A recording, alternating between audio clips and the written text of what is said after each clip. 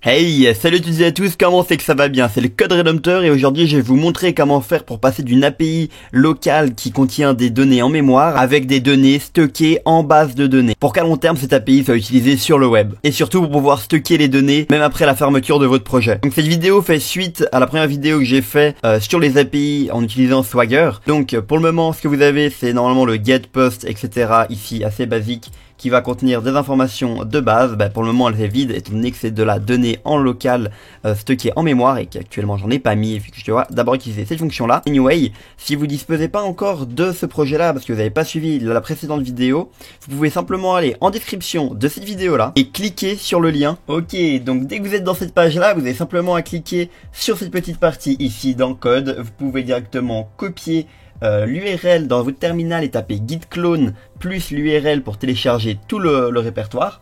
Si vous n'utilisez pas GitHub, vous pouvez simplement download en zip et vous dézipper le projet en faisant un petit clic droit. Une fois que vous disposez du projet, on peut directement commencer au même endroit. Ok, donc vous pouvez directement lancer votre ressource, votre projet. Normalement vous aurez cette page blanche au moment où vous aurez téléchargé le projet. Donc n'oubliez pas de cliquer sur le petit programme.cs qui se situe juste à droite, donc juste ici. Ça vous ouvrira directement la page déjà configurée si vous ne l'avez pas déjà fait de votre côté en suivant le premier tutoriel. Mais bon, petite pause avant le début de la vidéo, juste pour vous rappeler que si la vidéo vous a été utile, n'hésitez pas à vous abonner, liker, partager la vidéo. Ça serait fort aimable de votre part.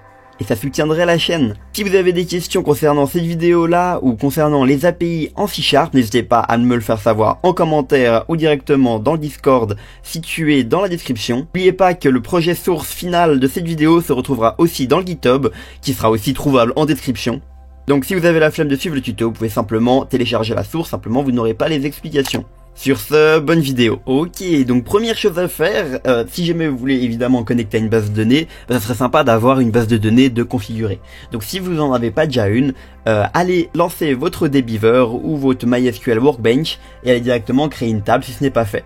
Pour mon cas, j'utilise Dbeaver et j'ai créé une base de données qui s'appelle DBYouTube, comme vous pouvez le voir juste ici. Sinon, qu'est-ce qu'elle contient? Elle contient directement 3 propriétés. Donc elle contient la première qui est l'idée du produit, qui est auto-incrémenté et non nul. Donc ça veut dire qu'à chaque fois qu'on ajoutera un produit, ça ajoutera un ID automatique.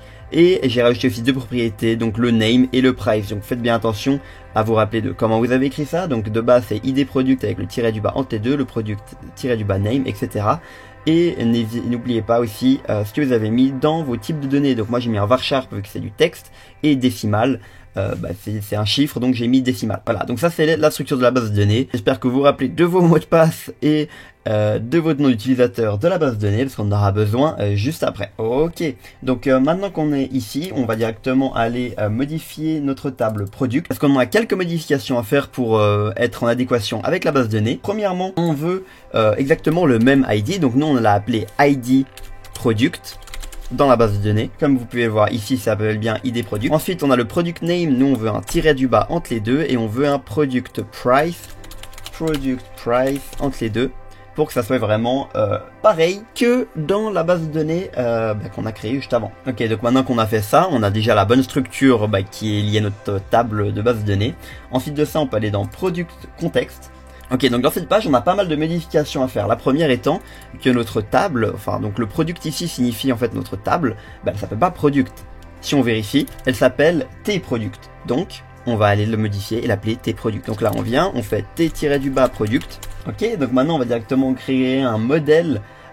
Donc un modèle builder, qu'est-ce que c'est? C'est simplement quelque chose pour spécifier comment fonctionne notre base de données, donc comment fonctionnent les champs de notre base de données, c'est-à-dire dire qu'on a des propriétés qui sont de type décimal et on dit combien ils peuvent recevoir de chiffres après la virgule d'après la base de données. Donc on va directement commencer par créer ça. Donc là on fait un protected override, protected, je sais pas écrire.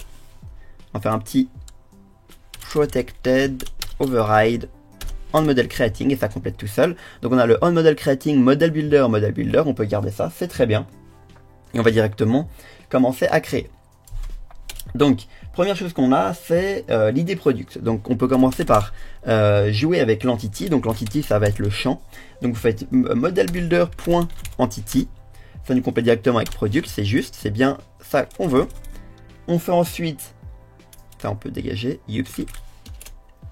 On prend l'item product et on va rajouter un ASCII, c'est-à-dire que c'est un primary key, donc un ID auto incrémenté. Donc là, on fait P est égal flèche P qui va signifier product, mais c'est juste un moyen de référencer facilement. Donc on fait un ID product, voilà, fabuleux. Une fois que c'est fait, on a terminé la première ligne. Maintenant, il faut faire quoi? Il faut faire pareil pour l'entity product name et l'entity product price. Donc là, vous faites un model builder, encore une fois. Model builder. Entity product, product name. Sauf que nous, on veut pas juste iris required, parce que nous, en plus, c'est même pas obligé. Donc nous, ce qu'on veut faire, c'est un as max length, et nous, on avait mis 100. Donc c'est la taille maximale que le champ accepterait de posséder. Et donc là on met un dernier, donc nous c'est décimal et on a oublié de spécifier la quantité. Donc nous on va mettre 0, on veut pas de chiffre après la virgule. Le modifier, il faut le modifier aussi dans la base de données. Donc là on a un petit problème de as:type. Et c'est parfait, ça nous permet directement d'introduire les deux packages qu'on va devoir installer pour faire fonctionner la base de données en local. Donc ce que vous faites, c'est que vous allez directement en haut à droite dans votre projet source, vous faites clic droit, gérer les packages. Ce qui va directement vous ouvrir à gauche un gestionnaire de nuggets.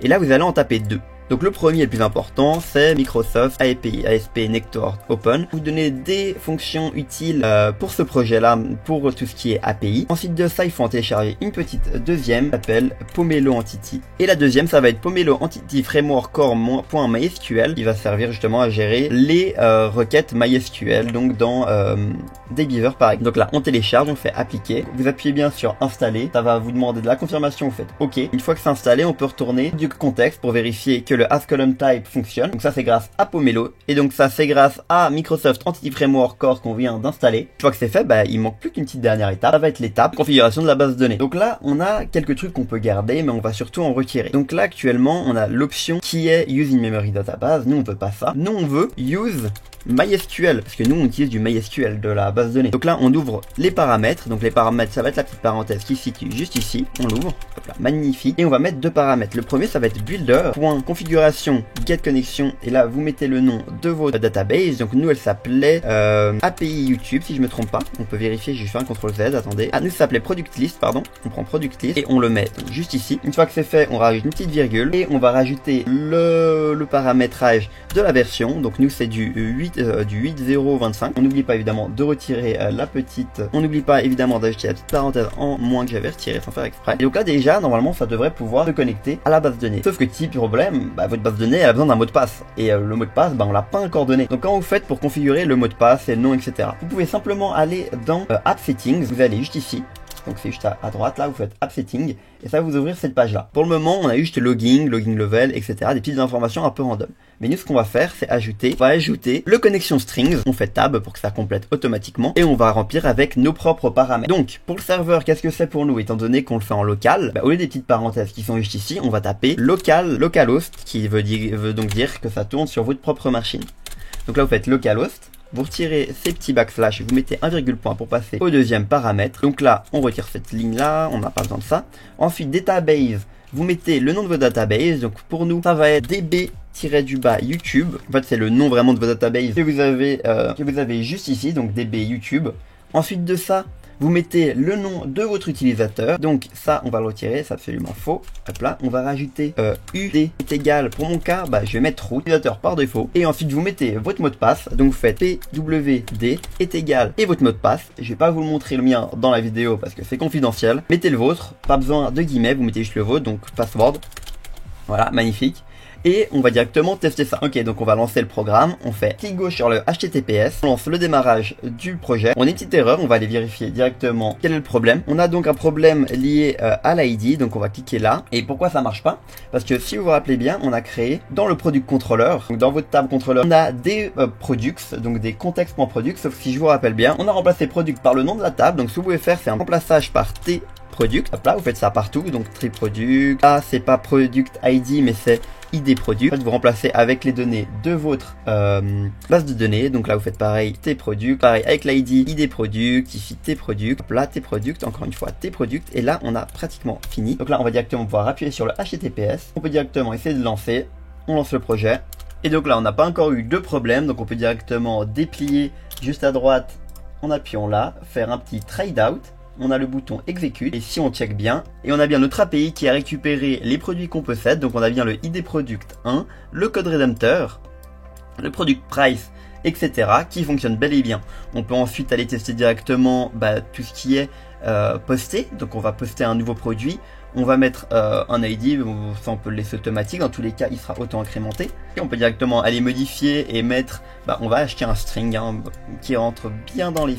On va ensuite mettre un prix qui va être excessivement haut de 69 balles, on va faire un petit execute, on peut aller check, et là on a bien un string avec 2G et un 69 qui a été ajouté, et c'est fabuleux.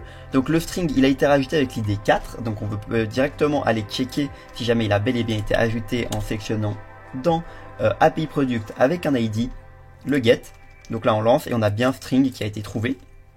Ensuite de ça, on peut évidemment modifier, donc là on va retirer le WG qu'on possédait, donc on met 4, et ici on va juste mettre string de base. On n'oublie pas évidemment de spécifier le 4 ici, parce que dans Swagger on a besoin de le spécifier à la main, alors qu'on pourrait l'utiliser, alors que dans le client ça sera pas nécessaire. Product price, on va laisser 69, voilà, fabuleux, et on va faire un petit execute, et directement aller vérifier dans la base de données. Donc là on vérifie dans la base de données, on reload, et on peut directement aller check, il y a bien produit ID 4, string du product name, et 69 niveau prix.